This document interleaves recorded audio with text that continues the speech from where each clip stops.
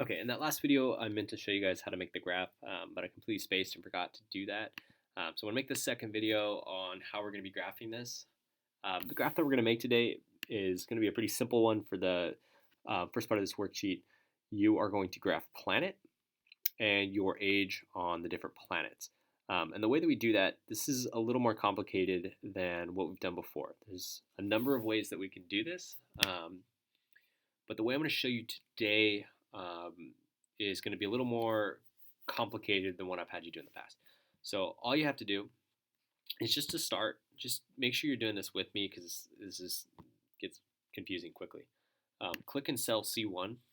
So right now I have cell C1 highlighted. There's nothing in this cell. That's what I want it to be. We're going to go to insert. We're going to insert a chart.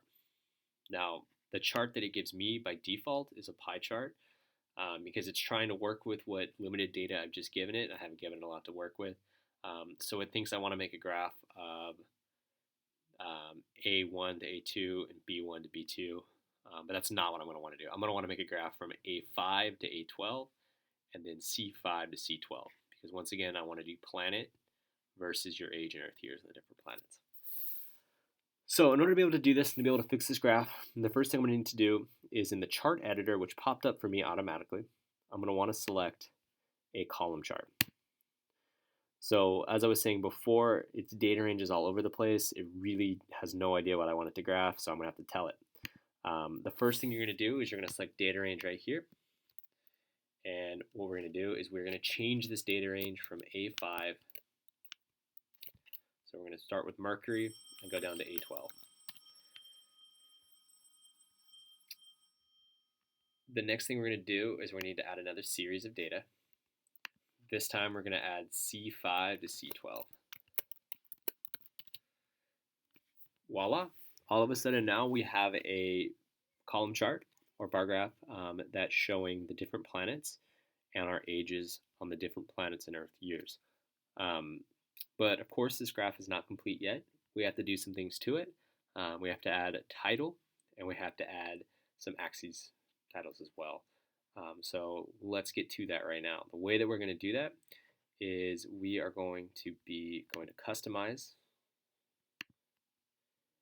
We'll start with the chart title, and our chart title will be planet versus your age in Earth years. Nice. The next thing we're going to do is we are going to give our graph a horizontal axis title. And so a horizontal axis title will be planet. And then our vertical axis title will be your age in Earth. Second time I've done this. In Earth years. Enter.